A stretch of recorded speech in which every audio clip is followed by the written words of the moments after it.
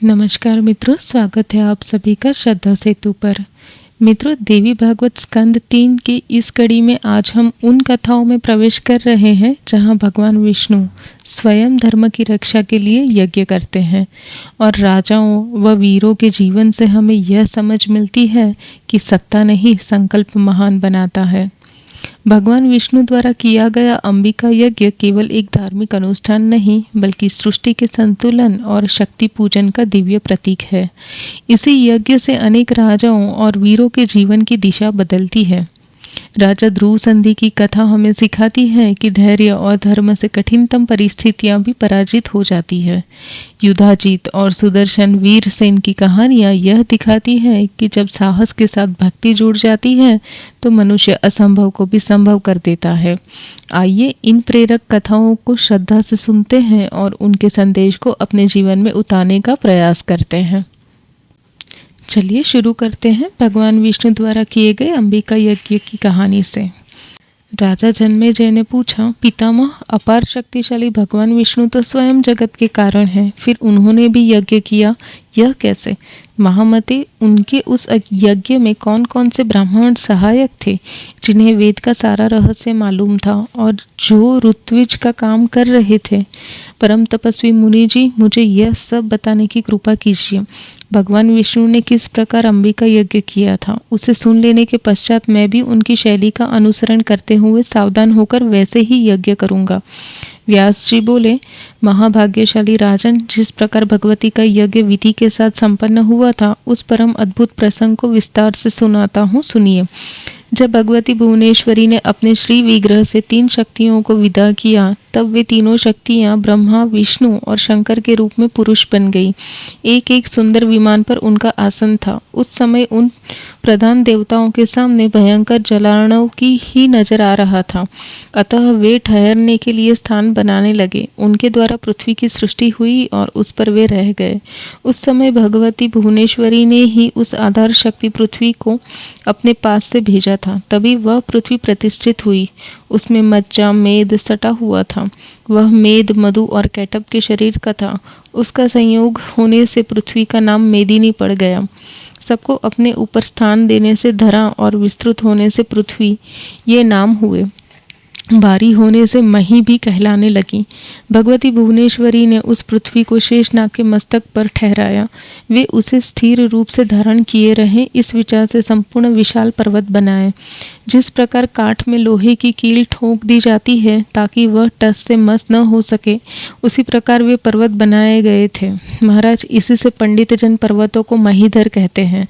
भगवती ने अनेक योजन विस्तार वाले उस सुमेरु पर्वत को बहुत सुंदर रूप से सजाया। बहुत से मणिमय शिखर उसकी अद्भुत शोभा बढ़ा रहे हैं। मरीचि, नारद, पुलत्स्य, पुलह, क्रतु, दक्ष, प्रजापति और वशिष्ठ, ये ब्रह्मा जी के मानस पुत्र कहे गए हैं। मरीचि से कश्यप जी प्रकट हुए। दक्ष प्रजापति से 13 कन्या उत्पन्न हुई। कश्यप जी के द्वारा उन दक्ष कन्याओं से देवता और दानव उत्पन्न हुए। तभी से काश्यपी सृष्टि चली, जिसका मनुष्य, पशु और सर्प आदि अनेक जातियों के भेद से विशाल रूप हो गया।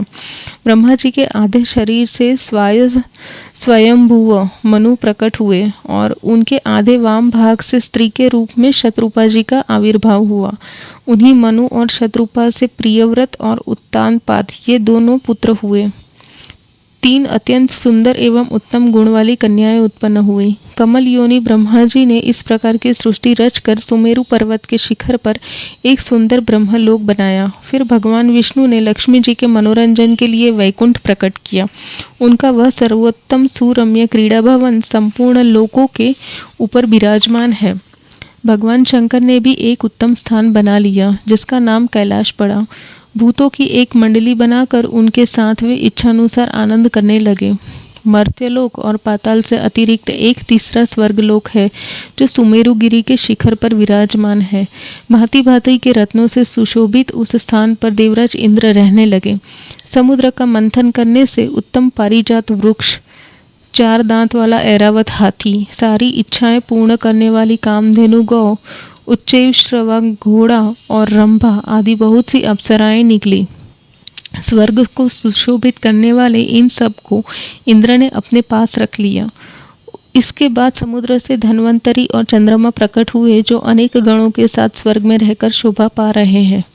राजेंद्र, इस तरह 3 प्रकार की सृष्टि प्रकट हुई। देवता, पशु और मानव आदि अनेक भेदों से यह सृष्टि कल्पित है। संचित कर्म के अनुसार अंडज, पिंडज, स्वेदज और उद्भिज, इन 4 प्रकार के भेदों से जीवों की सृष्टि हुई। इस प्रकार सृष्टि का कार्य संपन्न करके ब्रह्मा, विष्णु और शंकर, ये सभी महानुभाव अपने अपने दिव्य स्थानों में आनंद पूर्वक रहते हुए इच्छानुसार काम करने लगे। यह सृष्टि प्रचलित हो जाने पर भगवान विष्णु लक्ष्मी जी के परामर्श से अपने दिव्य भवन में आनंद करने लगे। एक समय की बात है, भगवान विष्णु वैकुंठ में विराजमान थे। इतने में उन्हें अमृत के समुद्र में सुशोभित होने वाला मणिद्वीप याद आ गया, जहाँ उन्होंने महामाया की झांकी की थी तथा उन्हें पावन मंत्र भी मिला था। उन परम शक्ति का स्मरण होने के पश्चात अब वे उनसे पृथक न रह सके। फिर तो उन लक्ष्मीकांत श्री हरि के मन में अंबिका का यज्ञ करने की बात आ गई। अतः वे अपने भवन से नीचे उतर आए। महादेव जी को बुलाया। ब्रह्मा, वरुण, इंद्र, कुबेर, अग्नि, यम, वशिष्ठ, कश्यप, दक्ष प्रजापति, वामदेव और बृहस्पति भी बुलाए गए। अत्यंत विस्तार के साथ यज्ञ संपन्न करने के लिए सब सामग्रियां एकत्रित की गई। महामूल्यवान सभी सात्विक एवं मनोहर साधन सामग्री जुटाई गई। शिल्पियों द्वारा एक विशाल यज्ञशाला बनवाई गई। उत्तम व्रत का पालन करने वाले 27 परम श्रेष्ठ ब्राह्मण ऋत्विज रूप में वर्ण किए गए। अग्नि स्थापन करने के लिए एक स्थान बनवाया और बहुत बड़ी बड़ी वेदियां बनवाई गई। ब्राह्मण लोग बैठकर देवी के बीज मंत्र अर्थात माया बीज का जप करने लगे। विधि पूर्वक प्रज्वलित हुई अग्नि में उन श्रेष्ठ ब्राह्मणों द्वारा अभिष्ट पदार्थ का हवन आरंभ हो गया। अनंत आहुतियों के पश्चात आकाशवाणी हुई। भगवान विष्णु को सुनाते हुए बड़े मधुर अक्षरों में स्पष्ट स्वर से शब्द सुनाई देने लगे।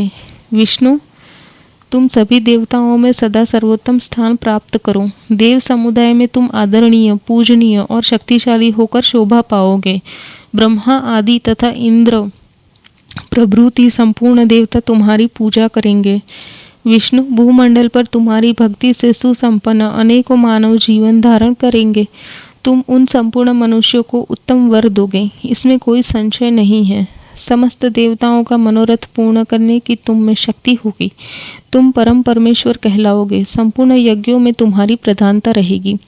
सभी याज्ञिक तुम्हें पूजेंगे। यही नहीं, सारी जनता तुम्हारी पूजा करेगी और तुम वरदाता बनकर रहोगे। दानवों द्वारा सताए जाने पर देवता तुम्हारी सेवा में उपस्थित होंगे। पुरुषोत्तम, तुम उस समय संपूर्ण देवताओं को अपनी शरण में स्थान दोगे। सारे पुराणों और विस्तृत वेदों में तुम्हारी विपुल कीर्ति गाई जाएगी। तुम निश्चय ही सबके परम आराध्य देवता हो। जब जब भूमंडल पर धर्म का हास होगा, तब तब शीघ्र अपना अंशावतार धारण करके धर्म की रक्षा करना तुम्हारा परम कर्तव्य होगा। तुम्हारे सभी परम प्रसिद्ध अवतार धारा तल पर एक एक करके प्रकट होंगे। महात्माओं द्वारा उन अवतारों का सम्मान होगा। माधव, सभी अवतार अनेक योगियों से संबंध रखेंगे। मधुसूदन, अखिल जगत में तुम्हारी प्रसिद्धि होगी। सभी अवतारों में तुम्हें शक्ति का सहयोग प्राप्त होगा।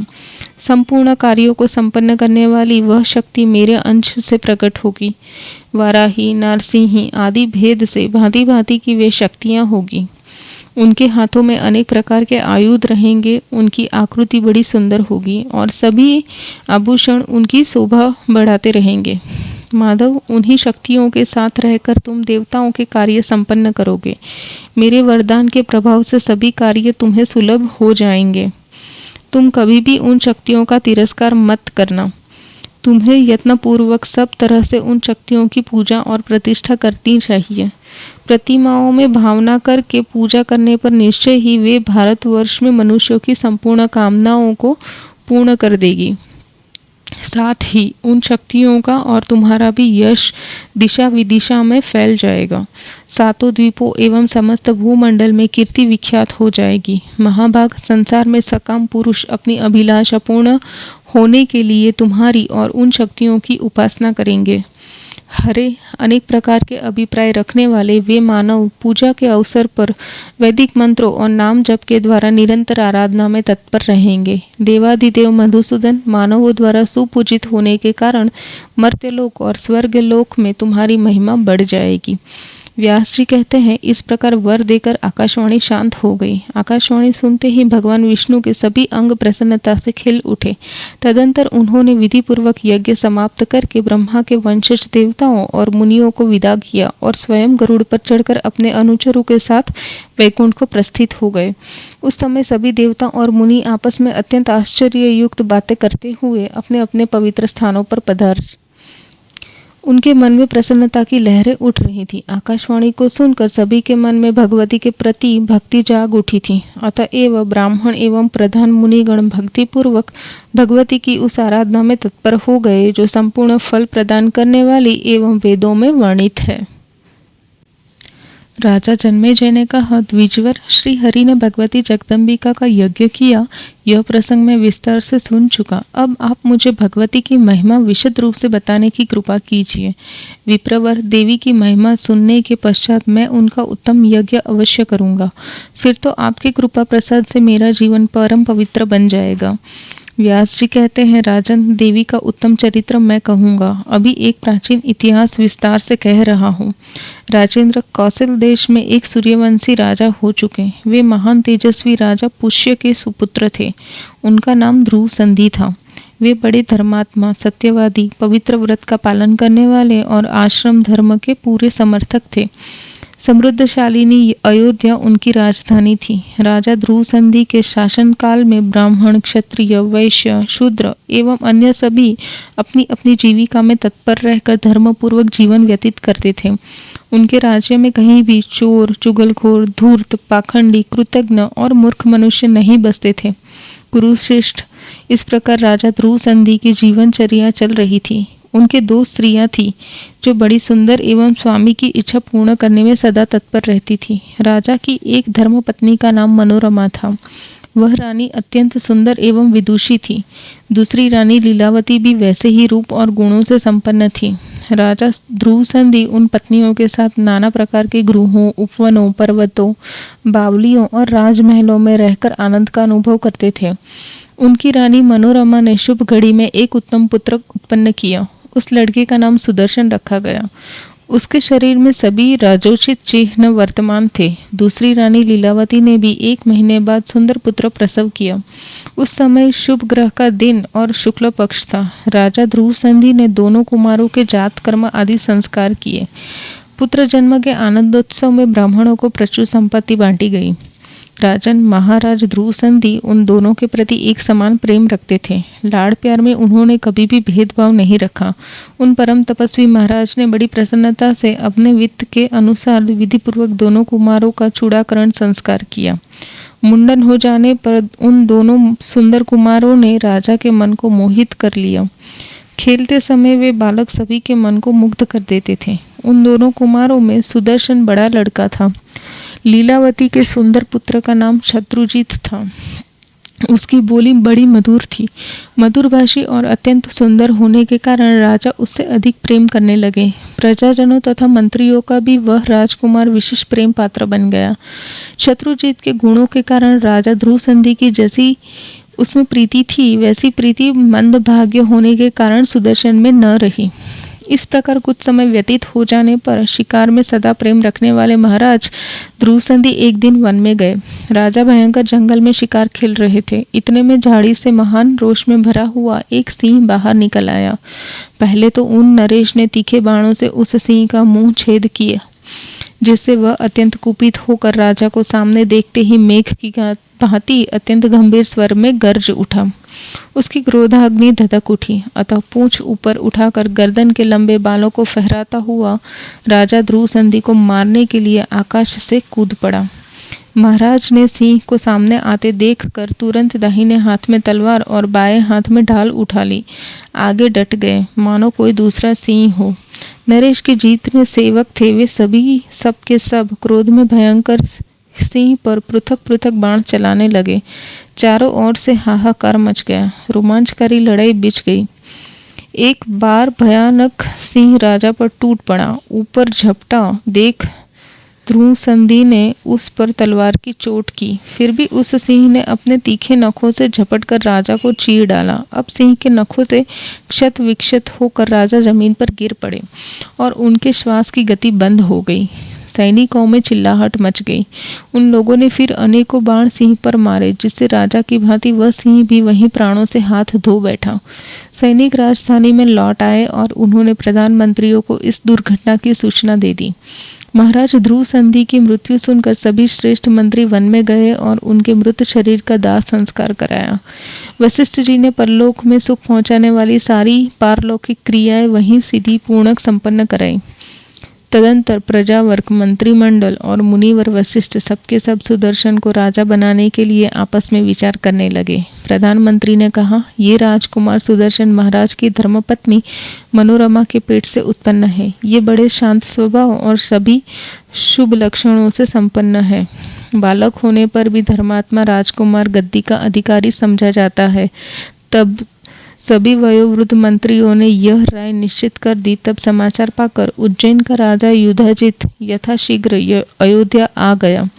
राजा ध्रुवसंधि के मर जाने पर उसकी रानी लीलावती ने अपने पिता युधाजित को समाचार दे दिया था, जिसे सुनकर अपने दौहित्र शत्रुजित का हित साधन करने के विचार से उज्जैनी पति का आगमन हुआ था। वैसे ही मनोरमा का पिता राजा वीरसेन, जो कलिंग देश का शासक था, अपने दौहित्र सुदर्शन का हित साधन करने के लिए वहां आ गया। दोनों नरेशों के साथ पर्याप्त संख्या में सैनिक थे। स्थिति बड़ी भयंकर थी। राजगद्दी पर किसका अधिकार होगा, इस बात को लेकर मुख्यमंत्रियों के साथ उन्होंने मंत्रणा आरंभ कर दी।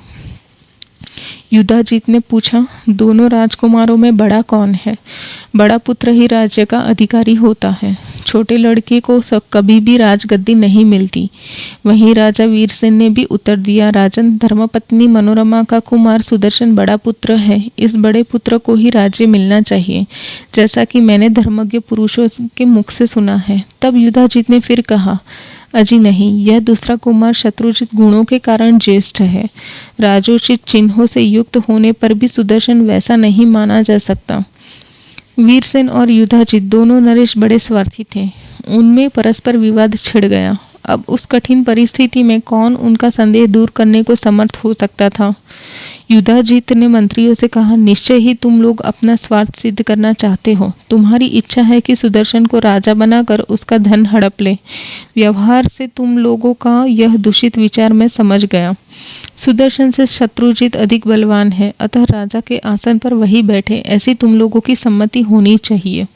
मेरे जीते जी गुणों में बड़े राजकुमार को छोड़कर गुणहीन छोटे को कौन राजा बना सकता है, जबकि उसके साथ सेना भी सहयोग देने को तैयार है। इस प्रश्न पर निश्चय ही मैं युद्ध करूंगा और तलवार की धार से यह पृथ्वी को दो भाग में बंट जाएगी। फिर तुम लोगों की इसमें क्या बात रह जाएगी? वीरसेन और युधाजित दोनों नरेशों में बड़ा वाद विवाद छिड़ गया।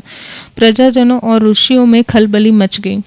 बहुत से सामंत नरेश अपनी अपनी सेना लेकर राजधानी को नष्ट करने के विचार से आ धमके। बड़ी तत्परता से परस्पर युद्ध के लिए उनकी उतावली लगी हुई थी। राजा ध्रुवसंधि मर गए, यह सुनकर श्रृंगवेरपुर में रहने वाले निषाद राजा का खजाना लूटने के लिए वहां आ गए। राजा का प्राणांत हो गया। दोनों राजकुमार अभी बालक हैं और आपस में लड़ाई छिड़ गई है। यह समाचार पाकर देश देशांतर से लुटेरों का भी दल आ पहुंचा। अब विवाद खड़ा होने पर युद्ध आरंभ हो गया। युधाजित और वीरसेन दोनों लड़ने की अभिलाषा से मैदान में डट गए। व्यास जी कहते हैं, युद्ध आरंभ हो जाने पर वीरसेन और युधाजित दोनों नरेश लड़ने के लिए शस्त्रों को लेकर उपस्थित हो गए। क्रोध और लोभ ने उन्हें अपने वश में कर लिया था। अब भली भांति रोमांचकारी संग्राम आरंभ हो गया। युधाजित की भुजाएं बड़ी विशाल थी। हाथ में धनुष लेकर वह सम्रांगण में खड़ा था। उसके पास वाहन और सैनिक बहुत थे। उसने युद्ध के लिए पक्की धारणा बना ली थी। राजा वीरसेन इंद्र के समान तेजस्वी था। युद्ध करना क्षत्रिय का धर्म है, यह सोचकर अपने दोहित्र का कल्याण करने के विचार से सैनिकों के साथ वह युद्ध भूमि में उपस्थित था। सम्रांगण में युधाजित को देखकर उसने उस पर बाणों की झड़ी लगा दी, मानो मेघ पर्वत पर जल बरसा रहा हो। उस समय सत्य पराक्रमी नरेश के सर्वांग में क्रोध व्याप्त हो गया था। वीरसेन के सभी बाण अत्यंत चमकीले, सीधे धंस जाने वाले और तीव्रगामी थे। राजा ने उन बाणों से युधाजित को ढक सा दिया। साथ ही युधाजित के फेंके हुए बाणों के उसने अपने नाराजों से टुकड़े टुकड़े भी कर दिए। हाथी, घोड़े और रथों से खचाखच भरी हुई वह युद्धभूमि अत्यंत विशाल रूप धारण किए हुए थी। देवता, मुनि और मानव उसका भयंकर दृश्य देख रहे थे। तुरंत कौवे और गीध आदि पक्षी मांस खाने की अभिलाषा से आ पहुंचे और उनसे वहां का आकाश ढक सा गया। उस युद्ध में इतने हाथी, घोड़े और वीर कटे थे कि उनके रुधिर से एक भयंकर नदी बह चली। वह अत्यंत आश्चर्यमयी नदी ऐसी जान पड़ती थी मानो यमलोक के मार्ग में प्रवाहित वैतरणी नदी पापी मनुष्यों के सामने अत्यंत डरावनी दिख रही हो। तीव्र धार के वेग से कटे हुए तट वाली इस नदी में मनुष्यों के केश युक्त बिखरे मस्तक खेलने वाले बालकों द्वारा यमुना में फेंके गए तुम्बी फल के समान प्रतीत हो रहे थे। युद्ध भूमि से इतनी अधिक धूल उड़ रही थी कि आकाश में विचरने वाले सूर्य छिप जाते और रात्रि का दृश्य उपस्थित हो जाता था। फिर वही धूल जब रुधिर के अथाग सागर में सन हो जाती तो पुनः सूर्य उगकर चमकने लगते थे। तदंतर उस घमासान युद्ध में राजा युधाजित ने अपने तीखे एवं अत्यंत भयंकर अनेक बाणों से वीरसेन पर वार किया। बाणों के भीषण आघात से राजा वीरसेन निष्प्राण होकर सदा के लिए भूमि पर सो गए। उनका मस्तक धड़ से अलग हो गया था। उनकी सेना मर खप चुकी थी। जो बचे थे वे सभी चारों ओर भाग चले। पिताजी ने रणांगण में शरीर त्याग दिया, यह समाचार सुनकर मनोरमा भय से घबरा उठी। उस समय पिता के वैर की बात उसे बार बार याद आ रही थी। उसने सोचा, अवश्य ही नीच युधाजित राज्य के लोभ से मेरे बालक पुत्र को भी मार डालेगा, क्योंकि वह बड़ा ही पापी है। क्या करूं, कहाँ जाऊं? पिताजी युद्ध में काम आ गए। पतिदेव ने पहले ही शरीर त्याग दिया और अभी मेरा यह पुत्र बिल्कुल बालक है। लोभ में असीम पाप भरा हुआ है। उस नीच लोभ ने किसी को भी अपने वश में कर दिया है क्या? उससे अविष्ट हो जाने पर श्रेष्ठ राजा भी कौन सा बुरा कर्म नहीं कर सकता। लोभी प्राणी पिता, माता, भाई, गुरु एवं अपने भाई बंधु बांधवों को भी मार डालता है। इस विषय में कुछ भी अन्यथा विचार नहीं किया जा सकता। लोभवश मानव निषिद्ध भोजन खा लेता है, जहाँ नहीं जाना चाहिए वहाँ चला जाता है। धर्म को तो वह सदा के लिए त्याग देता है। इस नगर में कोई भी अधिक शक्तिशाली पुरुष मेरा सहायक नहीं रहा, जिसके अवलंबन पर रहकर मैं इस होनहार बच्चे का पालन पोषण कर सकूं। यदि पापी युधाजित मेरे पुत्र को मार डालेगा तो फिर मैं क्या करूंगी? जगत में मेरा कोई रक्षक नहीं है जिसके सहारे मेरी स्थिति सुधर सके। मेरी सौत जो लीलावती है वह भी सदा से वैर उठाने रहती है। वह दयालु बनकर मेरे पुत्र की क्यों रक्षा करेगी? जब युधाजित यहाँ लौट आएगा तब तो मैं भाग भी नहीं सकूंगी। पुत्र को अबोध बालक जानकर तुरंत ही वह मुझे कैद खाने में ठूस देगा। सुना जाता है इस डाह को लेकर ही इंद्र ने विमाता दिति के गर्भस्थ बालक को 7 टुकड़ों में काट डाला था। इसके बाद फिर 7 के 7 भाग किए थे। उस समय इंद्र ने अपने वज्र को अत्यंत छोटा बनाकर उसे हाथ में ले माता दिति के उदर में प्रवेश किया था। वे ही 49 पवन अब भी दुलोक में विराजमान है। मैंने अब भी सुना है कि पूर्व काल में एक रानी ने सौत का गर्भ नष्ट करने के लिए उसे भोजन में विष दे दिया था। कुछ समय व्यतीत हो जाने पर उसके बच्चे पैदा हुआ था, तब भी उस बालक की देह में विष सटा थी। इसी से वह बालक भूमंडल में सगर नाम से विख्यात हुआ। राजा दशरथ के जीते ही उनके बड़े पुत्र राम को रानी कैकेयी ने इस सौतिया डाह के कारण ही वन भेज दिया था। बाद में राजा की भी मृत्यु हो गई। बेचारे मंत्री जो मेरे पुत्र सुदर्शन को राजा बनाना चाहते थे पराधीन हैं। अब उन्हें निश्चय ही युधाजित के अनुकूल होकर रहना पड़ेगा। मेरा भाई वैसा शूरवीर है नहीं जो इस बंधन से मुक्त कर सके। अहो, देव की प्रेरणा से यह महान कष्ट मुझे प्राप्त हो गया है। फिर भी उद्योग तो सर्वथा करना ही चाहिए। फल सिद्धि भगवान की कृपा पर निर्भर है। अतः अब मुझे तुरंत इस बच्चे की रक्षा के उपाय में लग जाना चाहिए। इस प्रकार मन ही मन विचार करके उस असहाय मनोरमा ने प्रधानमंत्री विद्दल को, जिसकी दरबार में बड़ी प्रतिष्ठा थी तथा जो सभी कार्यों में परम प्रवीण था, बुलवाया। विद्दलक के आ जाने पर वह उसे एकांत में ले गई और बच्चे का हाथ पकड़कर आंखों से आंसू गिराती हुई अत्यंत दुखी होकर दीनतापूर्वक कहने लगी, मंत्री जी, मेरे पिताजी संग्राम में मर गए हैं। मेरा यह पुत्र अभी बिल्कुल बच्चा है और द्वेषी राजा युधाजित बड़ा बली है। अब इस कठिन परिस्थिति में मुझे क्या करना चाहिए, बताने की कृपा कीजिए। यह सुनकर मंत्री विदल ने मनोरमा से कहा, अब इस स्थान पर कदापि नहीं रहना चाहिए। हम लोग काशी के पास वन में चलते हैं। वहाँ सुबाहु नाम से विख्यात मेरे मामा रहते हैं। उनके पास अटूट संपत्ति है, बल में भी वे बहुत बढ़ चढ़कर है। वहाँ वे हमारी रक्षा कर लेंगे। मेरे मन में राजा युधाजित के मिलने की इच्छा है। यूँ कहकर आप नगर से निकले और रथ पर बैठकर यात्रा कर दें। अब इसमें विलंब नहीं करना चाहिए। मंत्री विद्यालय के इस प्रकार कहने पर रानी मनोरमा एक दासी और मंत्री विद्यालय को साथ लेकर रथ पर बैठी और नगर से बाहर निकल चली। उस समय वह भय से घबराई हुई थी। मन पर दुख के बादल उमड़ रहे थे। उसकी दीनता की सीमा न थी। पिता का मृत्यु विषयक दुख मन को मथ रहा था। युधाजित से मिलने के बाद मनोरमा ने शीघ्रतापूर्वक पिता का दाह संस्कार किया। भयभीत होने के कारण उसके सभी अंग कांप रहे थे। फिर वहां से चलकर 2 दिनों में वह गंगा के तट पर पहुंची। रास्ते में बहुत से डाकू, निषाद, आधम के और जो कुछ उनके पास धन था सब उन क्रूरों ने छीन लिया और वे रथ को भी लेकर भाग चले। रानी मनोरमा के पास शरीर पर एक अच्छी साड़ी बची थी। उसके नेत्र निरंतर जल गिरा रहे थे। उसके दासी का हाथ पकड़ा और बच्चे को लेकर गंगा के तट पर गई।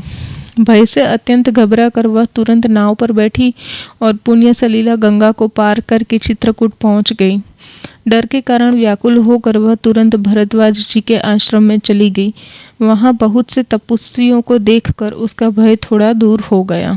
तदंतर मुनिवर भरद्वाज ने मनोरमा से पूछा, शुचिस्मिते, तुम कौन हो?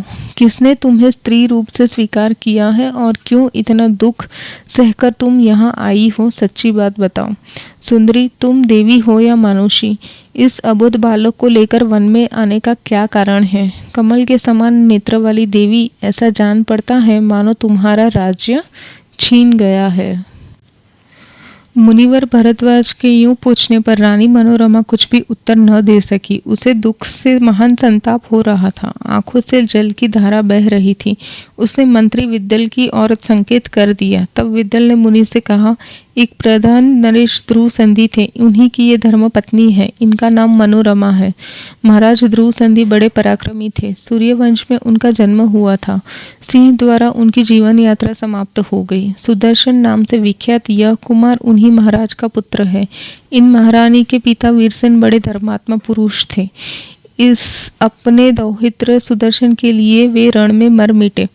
अब राजा युधाजित के भय से अत्यंत भयभीत होकर ये रानी निर्जन वन में भटक रही हैं। मुनिवर, ये राजकुमारी अपने छोटे बच्चे को लेकर आपकी शरण में आई है। महाभाग, अब आप ही इनके रक्षक हैं। दुखी प्राणी की रक्षा करने में यज्ञ से अधिक पुण्य बताया गया है। भय से घबराए हुए दीन की रक्षा करने से तो और भी विशेष फल प्राप्त होता है। मुनिवर भरद्वाज ने कहा, पवित्र व्रत का आचरण करने वाली कल्याणी, तुम यहाँ निर्भय होकर रहो और अपने पुत्र का भरण पोषण करो। विशाल लोचने, अब तुम्हें शत्रु का भय बिल्कुल नहीं करना चाहिए। इस सुंदर पुत्र की रक्षा करो। तुम्हारा यह पुत्र राजा होगा। इस आश्रम में दुख और शोक का तुम्हें कभी भी सामना नहीं करना पड़ेगा।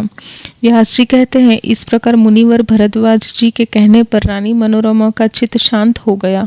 अब वह मुनि की दी हुई कुटी में निश्चिंत होकर रहने लगी। वहां उसे दासी और मंत्री द्विदल का साथ रहा।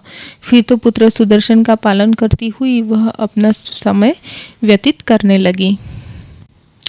मित्रों, आज के अध्याय में हमने देखा कि यज्ञ, भक्ति और धर्म केवल ग्रंथों तक सीमित नहीं है, बल्कि वे जीवन को सही दिशा देने वाले स्तंभ हैं। भगवान विष्णु का अंबिका यज्ञ हमें सिखाता है कि जब सृष्टि असंतुलित हो जाती है तब ईश्वर स्वयं कर्म के माध्यम से मार्ग प्रशस्त करते हैं।